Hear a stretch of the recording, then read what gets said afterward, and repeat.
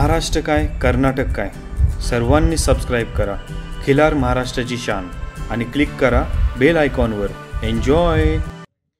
नमस्कार मंडळी, खिलार महाराष्ट्राची शान या यूट्यूब चॅनलवर मी सूरज दिघे आपल्या सर्वांचं सहर्ष स्वागत करतो।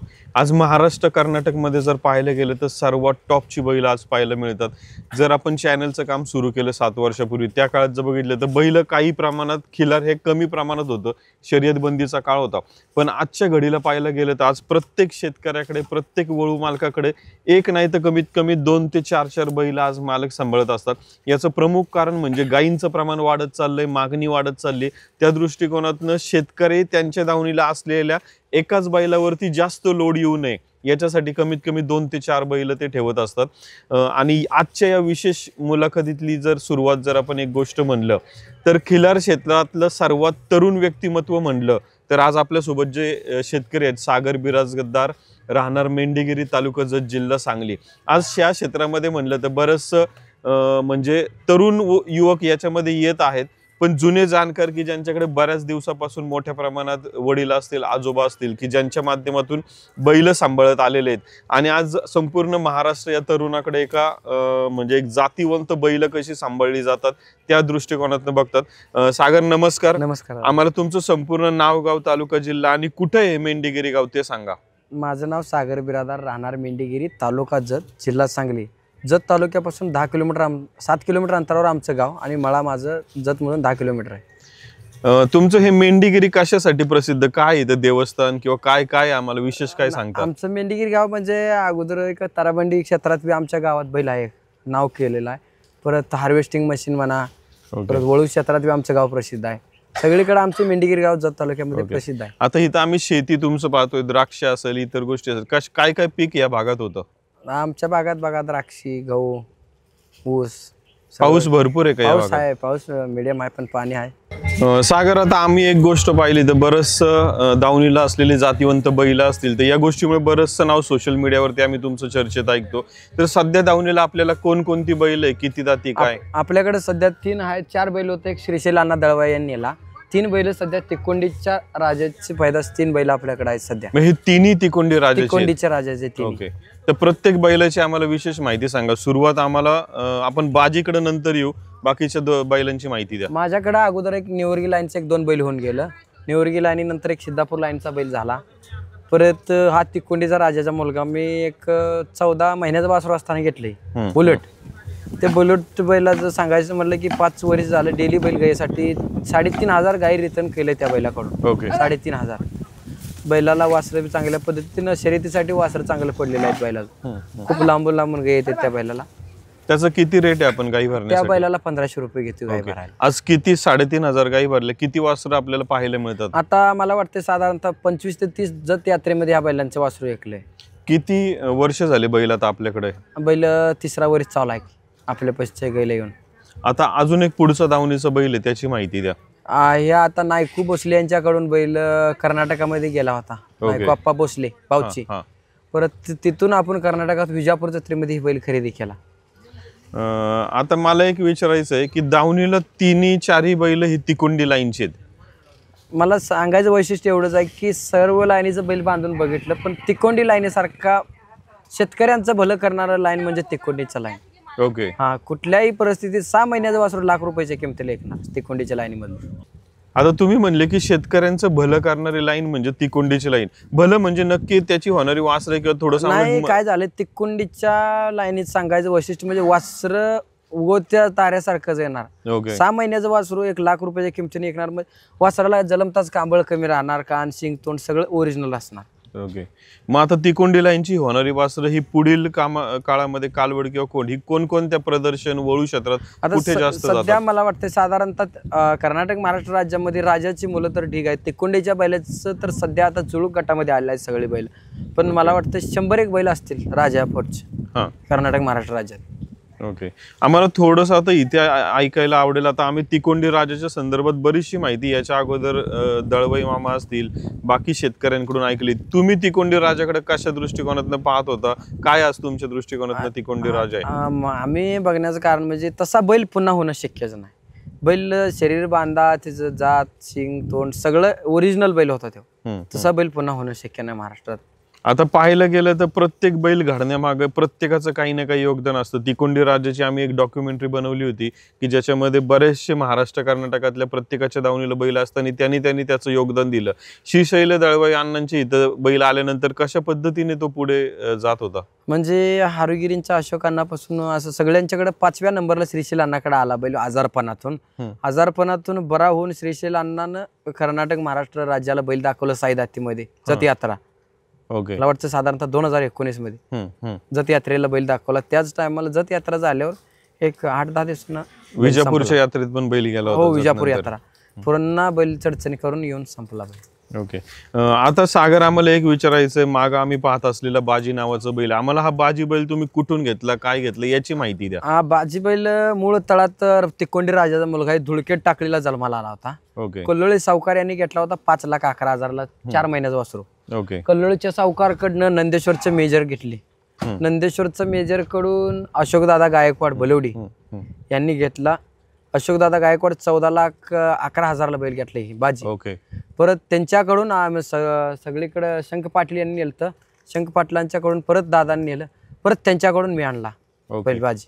आता आपण आणून गाई रेतनसाठी बैल चालू आहे. ओके, हा सागर आम्हाला विचारायचं की कंकणवाडीच्या प्रदर्शनात आदतमध्ये हा बैल आदतमध्ये 3 वेळा चॅम्पियन आहे बैल. तिथंच बैल 3 वेळा चॅम्पियन मग ह्या बैलाचा जन्म कुठं झाला असेल? धुळकेट टाकळी, धुळकेट सुरेश पाटलांच्या गावाजवळ.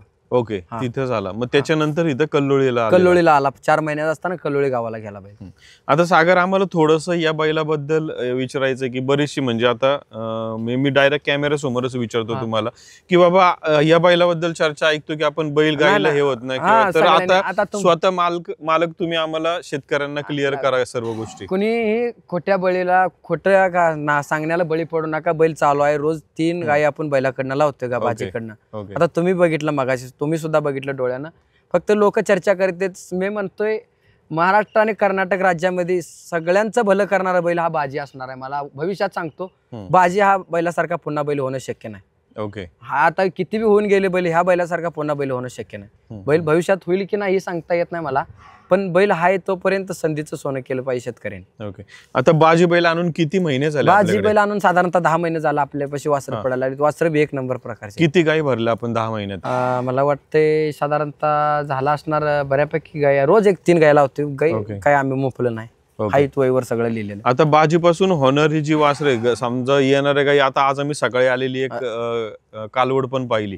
आता सर्वसाधारण गाई किंवा काय वासर कशा पद्धतीचे पडतात? वासर चांगलेच पडलेलं आहे. तर वासर चित्रेमोरे कलरचं पांढरं काय वासर कुठलं पडलेलं नाही. चित्रेमोरा कलर, कोशामध्ये बाजरी कोसा कलर आहे वासरांना.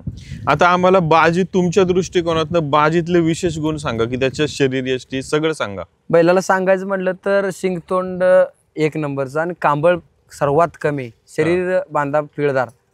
बैलाला म्हणजे सगळ्यांच्या बैलाच्या पेक्षा नाकाडी म्हणा, त्याचं कान, छाती सगळं सर्व जिथल्या तिथं आहे. ओके, आता एवढी दावणीला तिकोंडी लाईनची बैल सांभाळत आहे.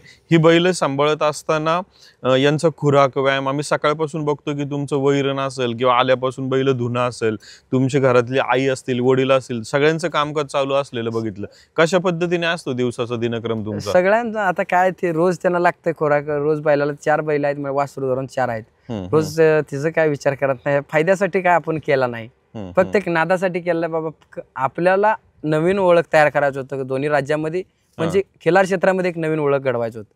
आता मला एक विचारायचं की जसं तुम्ही म्हणले की एक नवीन ओळख आपल्याला करायची होती, तर मग आता हे शेती काम, द्राक्षाची बाग बघतोय, इतर शेती काम म्हणतोय, ह्याच्यातनं होणारी ओळख आणि खिलार क्षेत्रातनं होणारी ओळख वेगळी ही एकदम वेगळी आहे. म्हणजे आज तुम्ही 50 लाखाची गाडी घ्या, गाडी बघायला कोण येणार नाही. किंवा तुम्ही 10 कोटीचं बाग पिकवा, बाग बिग बघायला कोण. या आपल्या दारात वस्तू आहे. लोक हजारो किलोमीटरचं अंतर तोडून लोक बैल बघायला येतात माझ्या घरी. ओके, हजारो किलोमीटरचं अंतर पार करून माझ्या बरी बाजी असो किंवा बुलेट असो, बाजी बघायला तर लोक महाराष्ट्र आणि कर्नाटकाच्या राज्यातल्या कानाकोपऱ्यातून लोक येऊन गेलेत माझ्या घरी. कसं वाटतं आज हे असं लोक बघायला येते तेवढ्या लांबून? मला लय आनंद होतो की मला कुठेतरी नव्या प्रमाणे लोक ओळखायला लागलं. या बाजी बैलामुळे माझं दोन्ही राज्यामध्ये नाव झालं. मंडळी, आता तसं पाहायला गेलं तर मालकांनी एक गोष्ट चांगली सांगितली की तुमच्या दारात किती आपण श्रीमंत असू, गरीब असू, मध्यम असू, तुम्ही किती मोठी किमतीची गाडी घ्या, ती गाडी कोण विचारणार नाही. तुमच्याकडे लोक कुठल्या गोष्टीने येणार आहेत. मग तुम्ही आज शहरात राहा नाहीतर गावात राहा, तुमच्या दावणीला असलेली जातीवंत देशी गोवंश सांभाळलेला तो पाहण्यासाठी महाराष्ट्र कर्नाटकातला जो शेतकरी आहे, जो लोक आहेत प्रेक्षक, ते मोठ्या प्रमाणात येणार आहे. आणि आजच आम्ही येथे येत असताना ह्यांचा पत्ता एक लोकांना विचारलं, तर त्यांनाच विचारलं की सागर यांचं घर कुठं आहे. तर त्यांनी आम्हाला पहिलं चॅनलच्या टीमला हे विचारलं, काय बैल बघायला चाललेत का. तर त्यांनाही कौतुक वाटलं. ते म्हणले कोण कोण आहे, की म्हणलं आम्ही सगळे तिकडेच बैल बघायला चाललोय. म्हणजे लोकांना एक उत्सुकता आहे. मग सागर, आता एक विचारायचं की तुम्ही जसं म्हणलं की बैल दावणीला सांभाळलं की एक आनंद वाटतो, लोक येतात, पण तुमच्या सोबत तुमच्या आजूबाजूच्या गावाचं तर कसं असतं, म्हणजे त्यांचा पण आनंद कसा असतो, त्यांचं गावाचंही नाव मोठं होत असतं इथं. हो, मग गावातल्या लोकांचं कसं म्हणणं असतं, काय सपोर्ट असतो त्यांना बी वाटते की कमी वयामध्ये पोरांना नाद केलाय की बाबा आमच्या गावचं बी नाव महाराष्ट्र आणि कर्नाटकाच्या राज्याच्या कानाकोपऱ्यात पोहोचलेलं आहे. गावातल्या लोकांना सुद्धा आनंद आहे.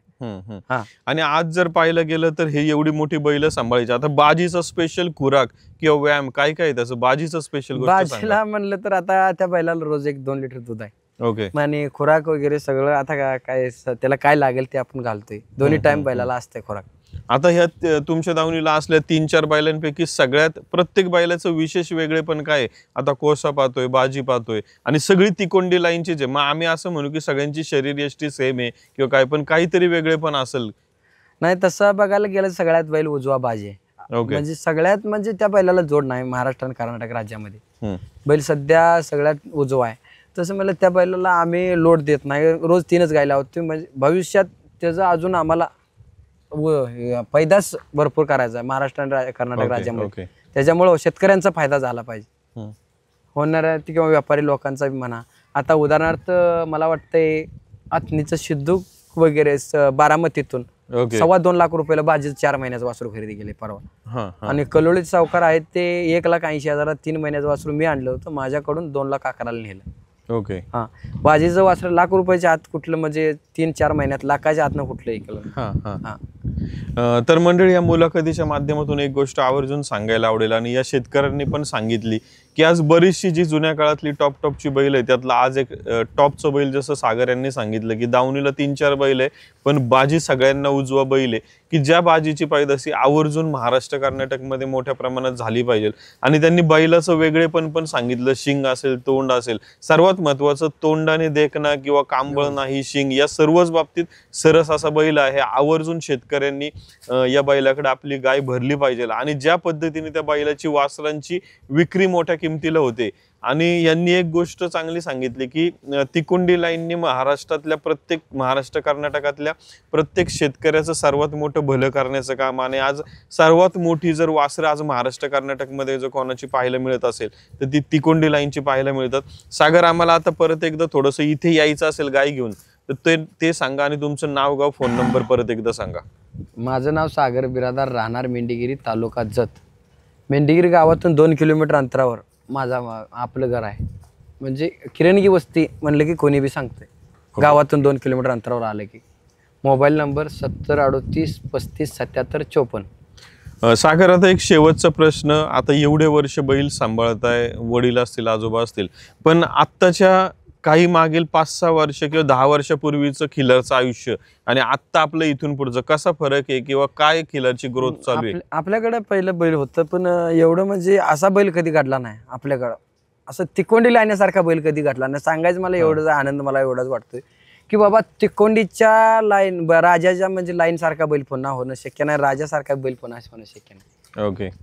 आता अजून एक की आता प्रत्येक मालक त्याच्या दावणीचा बैल दुसऱ्या शेतकऱ्याला विकत असताना तो हेही बघतो की ते कसे सांभाळणार आहे, की अशोक दादांकडून बैल आणला, आज अशोक दादा येत असतील तर काय म्हणतात, बैल ज्या पद्धतीने सांभाळलाय. दादांना सुद्धा आनंद झाला बघून. त्यांच्यापेक्षा बैल डबल झाला आपल्या तिथून. त्यांच्यापेक्षा बी बैलाचं तिथलं राहणीमान म्हणा, बैल कोणाला जवळ येऊ देत नव्हता, काय नव्हता. बैलाचं पूर्ण दोन्ही राज्यामध्ये चर्चा होती की बैल गायीसाठी लागत नाही. पूर्ण अफवा उठवली होती लोकांनी.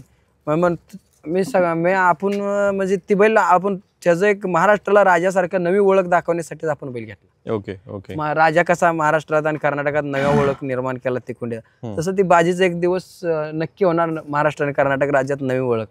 पुढच्या येणाऱ्या दिवसात तुम्हाला बघायला भेटेल बाजी म्हणजे काय आहे सगळ्यांना. येस. खिल्लार महाराष्ट्राची शान, खिल्लार महाराष्ट्राची शान.